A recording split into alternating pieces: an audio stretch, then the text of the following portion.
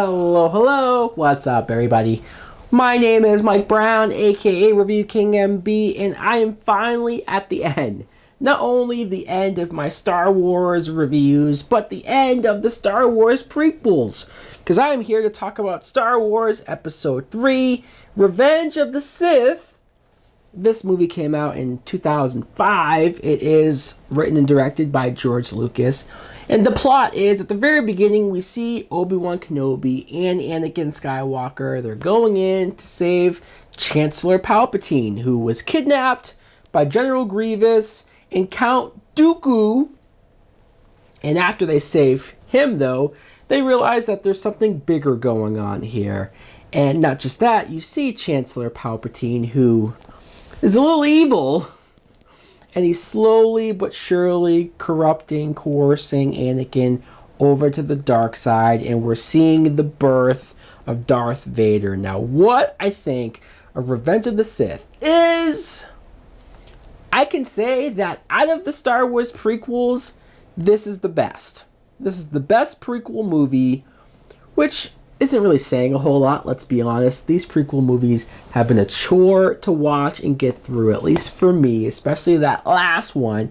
But I'm going to try to stay positive, because this film, it's almost like it had a daunting task. It had some heavy stuff to wrap up and really go down a dark road. And for the most part, it does that. First, I want to talk about Ewan McGregor as Obi-Wan Kenobi. I've really grown to appreciate and like Ewan McGregor as young Obi-Wan. Hayden Christensen as Anakin Skywalker. I shitted and ranted and raved about him in the last film and how awful he was. Just acting-wise, pure acting, I just thought he was terrible in the last movie. And he's not all that better here. Like, acting-wise, he's not better. But the arc that Anakin goes through, what Anakin does become by the end of this movie, is fascinating to watch. It is. If only we established this character better to be more pure good-hearted, or just established him in a way to where when he does turn, it's still shocking, even though in our heads we know it's going there. I wanted to see that slow turn really progress, really happen, because when Chancellor Palpatine, who, by the way, to me, has been pretty obvious that he's evil throughout all of these movies, even since Phantom Menace. It's like, well, yeah, that's the Emperor, right? But this movie plays it like it's this big swerve and this big surprise that he's evil. Oh well, but you get a couple of scenes where he's talking to Anakin and he's turning him, and Anakin just seems to almost too easily go along with this, and he's like, oh, okay, well, if you're saying this, Palpatine, then it must be true. Look, Palpatine as a character, as the puppet master, as the guy in the background pulling the strings, and he is an interesting character. I need to talk about Natalie Portman as Padme. Now, I already crapped all over her in the last movie. I just want to talk about how here you see her, and here's a character who went from being a queen to being a senator. No matter how dumb the love stuff was, she at least was still a high official, to now just being a lowly housewife. And I'm not saying there's anything wrong with being a housewife. Of course, if that's what you want, awesome. But to see this character so reduced to almost a nothing role, to a background role, to where she's just sitting around pregnant and upset because she can tell something's going wrong with Anakin, but she can't really do anything about it. It's almost depressing to see this actress do nothing and almost mean nothing in this film. I want to talk about Count Dooku. Once again, Christopher Lee. I do like the battle between him, Anakin, and Obi-Wan at the beginning. They continue on from the last film. It's a decent battle. There's some wonky CGI, especially at this part. Throughout the whole movie, it's like there's some CGI that really works, and there's some CGI that just doesn't hold up. But I remember the first time I saw this, I was surprised. I was very surprised the way how they killed him off. Getting back to the Emperor and seeing him right before he kills Mace Windu, and he's becoming all grotesque and looks like the Emperor that we remember from the original movies. All of that, I think, does work. And just the idea of this movie having to go in that darker tone and coming to the point where the Emperor even defeats Yoda and causes Yoda to go off on his own. And when the clones all turn and like kill damn near all of the Jedis, it's sad. It is.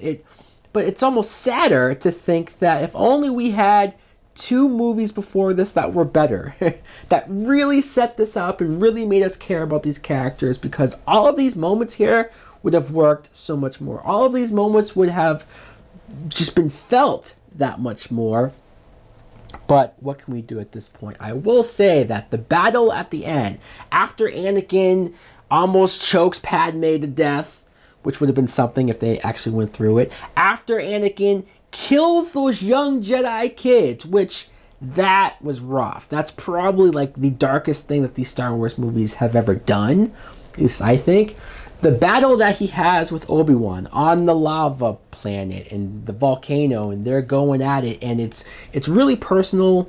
Again, you feel for Obi-Wan when Anakin is his legs are cut off and he's being burnt alive, and Obi-Wan's like, "You're the chosen one. What happened?" Like, it's the most emotionally powerful moment, I think, from the prequels. I can give them that. That set up to Vader. And when Anakin's body gets taken, and the last few shots of him being put into the Vader costume, although they ruin it literally in a matter of seconds, when Natalie Portman gives birth to the twins, and then she dies of a broken heart? What? Really? How about we show some balls, and how about we have Vader be the one to have killed her? I know she has to give birth, that has to happen, but even that contradicts Leia telling Luke in Return of the Jedi that she remembers her mom and remembers her being sad and all this stuff. No, you don't, because you were just born right before she died. But you do that, and then you get Vader's reaction of finding out that Padme's dead, and whoo, hearing James Earl Jones say, "No," it's I almost can't believe that Vader, just as an entity, as a character, as a villain, survived the prequels. That I can still watch the original movies, that I can still watch or get excited for Rogue One and the prospect of Vader, that we can still look at him as a threat after these movies, after some of these moments. Overall, though, the film isn't bad. I still, to this day, wish that maybe this was the second movie, and I wish we got a full-on third movie where Vader is fully formed Vader, and he is going around the galaxy and just taking out certain planets and really coming to his own and ruling the universe. That would have been an epic movie, in my opinion. But for what we got, this third film, it's decent. It's watchable, it's a time waster, but at the end of the day, it's still disappointing because that's not what these prequels should have been. They shouldn't have been decent or time wasters or some of them bad. No, they should have been epic. And the story of Vader and Anakin, that should have been epic, and it fails just short of that.